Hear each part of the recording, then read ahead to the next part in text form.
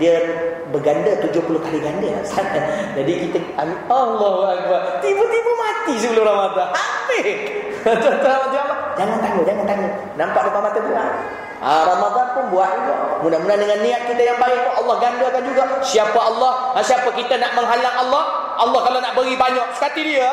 Cuma dalam hukum yang Allah tunjukkan pada kita, Ramadan lah digandakan pahala yang banyak. Tapi kalau Allah nak ganda sekarang ni, bukan Ramadan, Allah nak ganda amalan kita. Boleh atau tidak tuan-tuan? Boleh. Allahumma la mani'a lima a'taita, tiada penghalang pada apa yang Allah nak beri. Wala mu'tiya lima mana'ta, dan tidak ada orang boleh beri kalau Allah halang. Wala yanfa'u dzal jaddi minkal jadd, dan tidak ada kekuatan bagi, tidak ada kekuasaan atau kekayaan di sisi kekayaan Allah Subhanahu wa taala dan kekuasaan Allah. Jadi tuan-tuan rahmat Allah buat baik. Tuan-tuan rahmat Allah.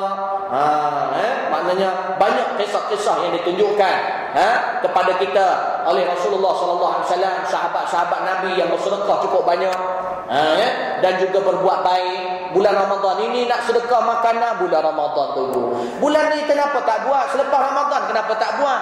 Jadi ni Ramadan yang akan datang, cuba usaha. Syaitan tengah tak ada, minta pada Allah satu doa dekat dalam bulan Ramadan ni, minta sungguh-sungguh. Ya Allah, tolong istiqamahkan apa amalan aku dalam bulan Ramadan ini pada bulan-bulan yang lain, kecuali amalan yang khusus untuk Ramadan lah, macam tarawih dan sebagainya. Jangan buat pula lepas tu. Orang pelik pula nanti. Nampak? Jadi maknanya minta Allah istiqamahkan. Ini tak ada tuan-tuan, habis Ramadan, habis semua. Ini keadaan. Jadi tuan-tuan yang dirahmati Allah Subhanahu wa taala, maka jaga yang mana tuan-tuan yang dirahmati Allah, Allah Subhanahu wa taala ni dia masukkan kita ke dalam syurga tuan-tuan dengan rahmat dia. Kemungkinan benda kecil yang kita buat tu, sebab itulah Allah masukkan kita dalam syurga dengan rahmat. Diriwayatkan satu kisah yang mana ketika di padang mahsyar, tuan-tuan rahmati Allah, ada seorang lelaki yang mana dalam perjalanan dia nak dimasukkan ke dalam neraka. Dia sentiasa berpaling ke belakang melihat, Maka Allah bertanya, wahai hamba-Ku, kenapa engkau berpalingkan muka kau melihat ke belakang? Allah saja tanya dan Allah lebih tahu benda itu sebenarnya. Maka lelaki itu berkata, aku mandang belakang, manalah tahu tak jadi masuk neraka. Dengan rahmat-Mu ya Allah, aku dapat masuk syurga. Itu pasal aku pandang-pandang kot ada can. Nampak? Ni bahasa kita lah, tak terangkan. Allah pun kata apa?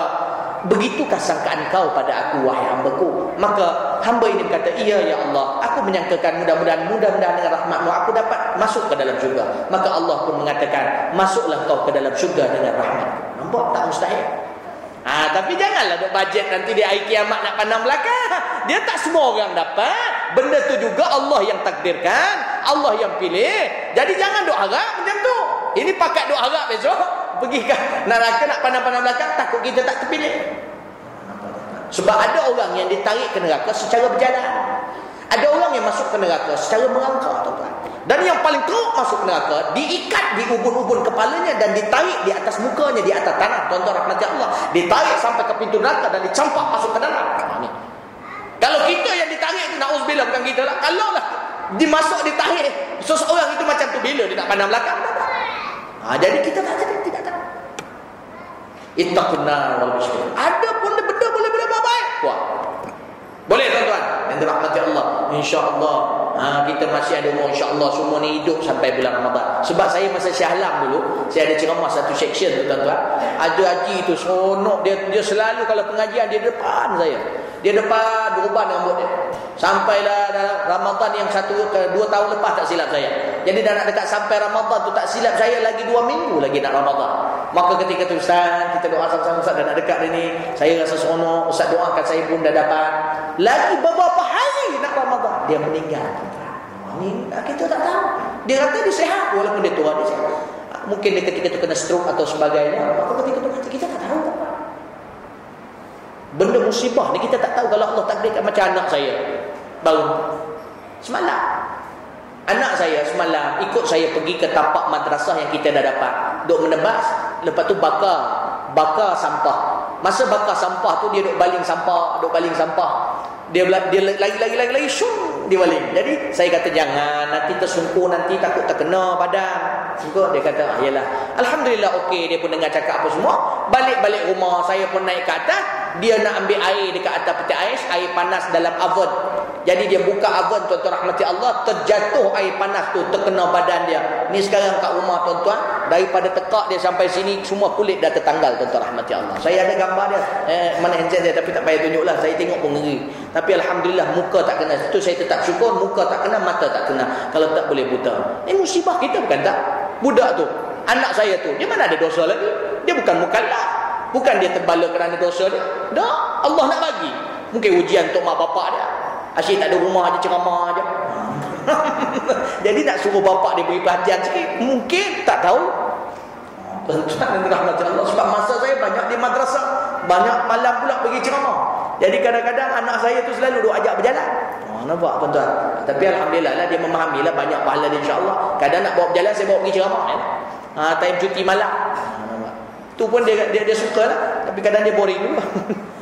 Tuan-tuan dan rahmat Allah. Baik. Itu dia tuan-tuan rahmati Allah, hadis kita yang ketujuh.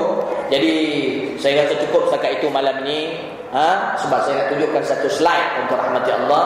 Dan insya-Allah kita nak baca qasidah. Qasidah ni minta semua baca sama-sama. Ni boleh, cuma lagu dia ikutlah. Mungkin yang ada yang pernah dengar lagu dia, maka kita baca sama-sama. Dan biasa baca yang masa beramai-ramai tu, ya. Lepas tu baru kita tengok slide, insya-Allah.